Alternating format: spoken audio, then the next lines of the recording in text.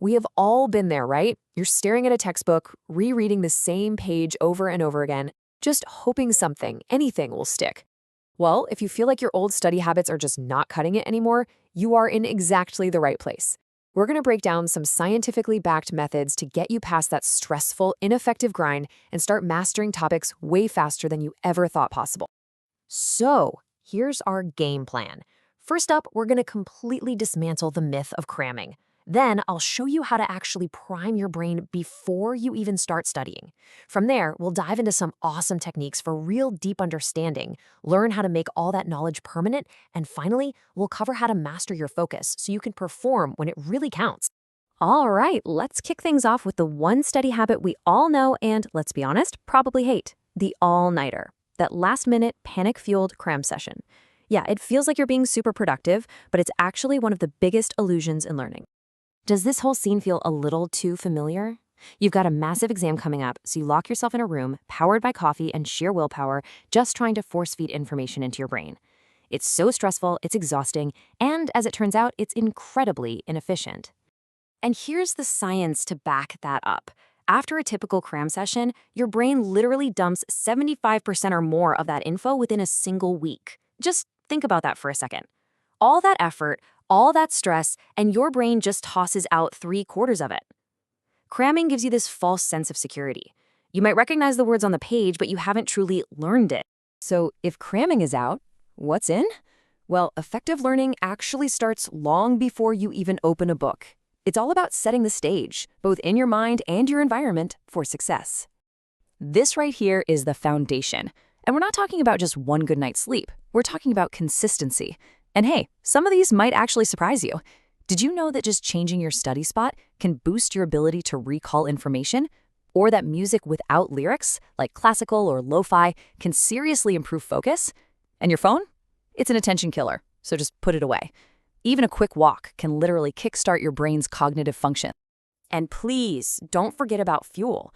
That sugar rush you get from candy might feel great for a moment, but that crash that comes after, it will absolutely destroy your focus.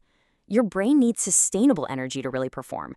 So, opting for snacks like nuts or apples gives you that steady burn, keeping you sharp and on point for a lot longer. Okay, the stage is set, so it's time for the main event. We have to shift from being passive sponges, just soaking up information, to being active participants in our own learning. This is where the magic happens. This is where you get true understanding. Say hello to the SQ3R method. This thing transforms reading from a passive chore into an active investigation. First, you survey. Just get the lay of the land by skimming.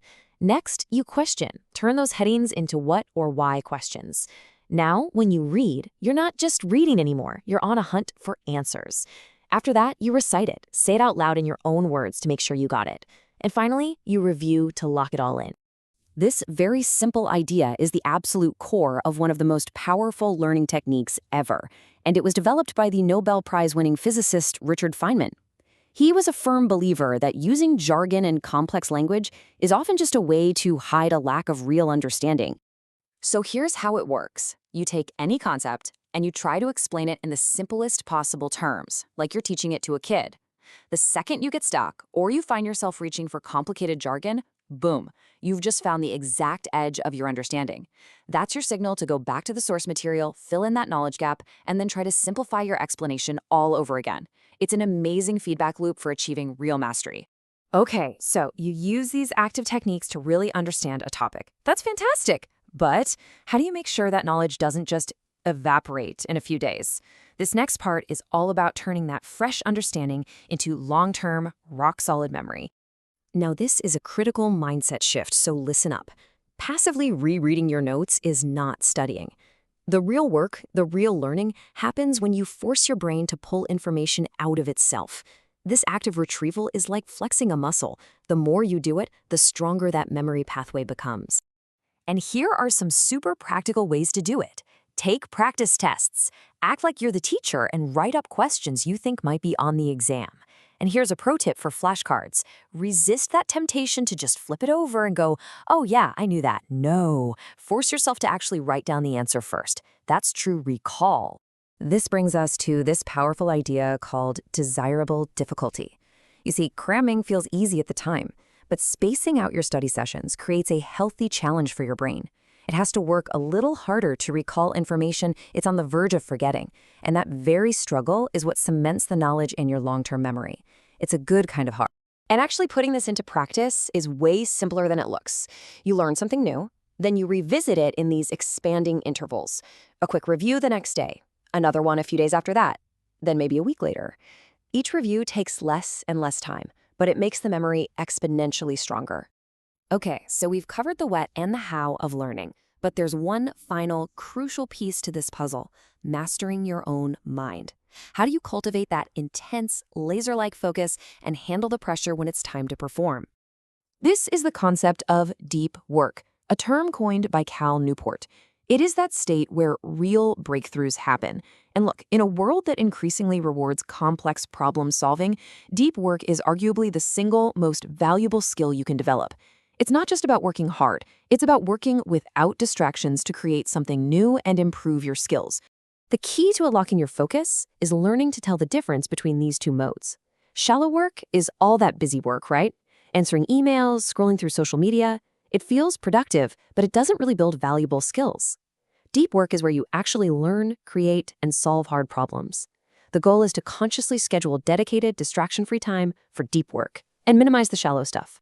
And for those really high-pressure moments, like a big exam, these little strategies are absolute game changers.